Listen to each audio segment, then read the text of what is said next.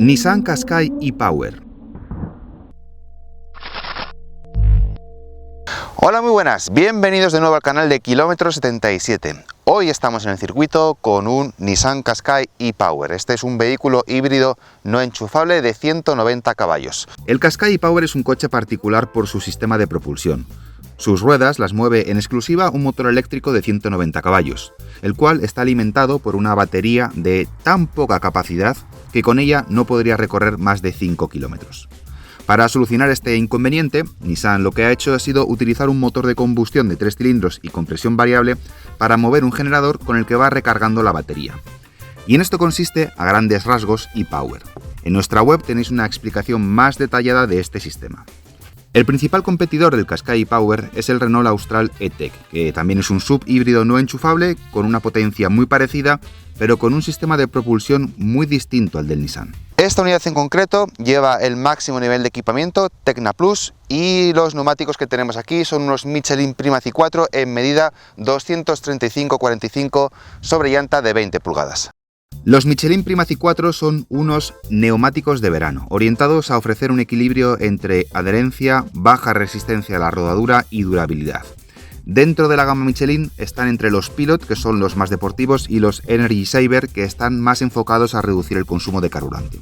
En estas dimensiones es un neumático caro. Nosotros lo hemos encontrado como mínimo por 220 euros la unidad. Al final, cambiar las 4 ruedas con el montaje y el alineado te sale por unos 1000 euros. Dicho esto, vamos a ver qué tal lo hace en el slalom y en la esquiva.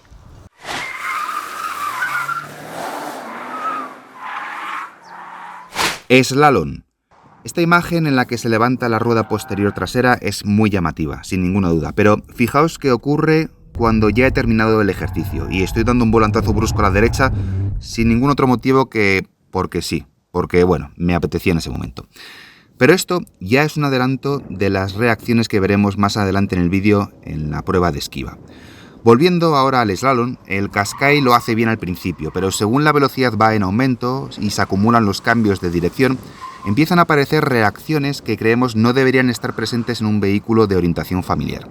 El eje trasero se va descargando de peso y gana tendencia a deslizar. Esto se aprecia sobre todo cuando hago los últimos conos para dar media vuelta.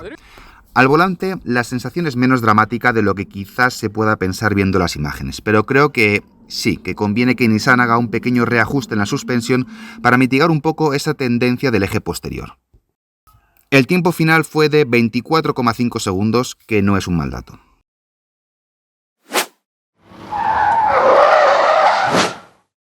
Maniobra de esquiva. En la primera pasada observamos dos cosas que sucederán en casi todos los demás intentos que realizamos. La primera es el levantamiento de la rueda posterior derecha y la segunda son rebotes de la suspensión. En el primer cambio brusco de dirección, si observáis, el peso se va hacia la rueda delantera izquierda. La suspensión en ese punto no tiene la firmeza suficiente para evitar que la carrocería se hunda mucho y como detrás el recorrido de la suspensión no es grande, la rueda posterior derecha se levanta. Que se levante la rueda posterior es llamativo, sin duda, pero si cuando ésta regresa al suelo lo hace con un movimiento único, sin rebotes de carrocería, por nuestra experiencia en esta prueba no es un hecho verdaderamente preocupante. Obviamente siempre dentro de unos límites. Lo que pasa aquí es que el Qashqai sí da un pequeño rebote, que en ocasiones hace que la rueda posterior vuelva a levantarse. Afortunadamente, ese rebote no va a más ni hace perder el control de la situación. De hecho, desde el interior se vive de una forma muy diferente a como se ve en las imágenes. El conductor lo vive con menos drama y con una correcta sensación de seguridad y gobierno. Pero, definitivamente, el control de los movimientos de la carrocería tiene margen de mejora. Nissan debería hacer los ajustes que creyera oportunos para aminorar ese rebote. Puede que las versiones de combustión del Qashqai no tengan ese problema al ser 200 kilogramos más ligeras. Puede ser, no lo sabemos, porque cuando probamos un Qashqai de gasolina la pista de pruebas no estuvo disponible. No obstante, llegamos a entrar a 77 km por hora sin tirar ningún cono, lo cual está bastante bien. De hecho, en otros intentos a mayor velocidad, a 78 y a 79 km por hora, pisamos o rozamos ligeramente los conos sin llegar a tirarlos y el Qashqai no se desmadró y conseguimos entrar en el último sector de conos limpiamente.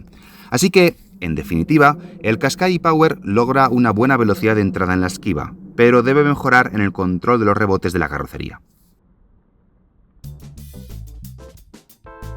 Si quieres saber más del Nissan Qashqai e-Power, te recomendamos echar un vistazo a la prueba escrita que tenemos en kilometro77.com.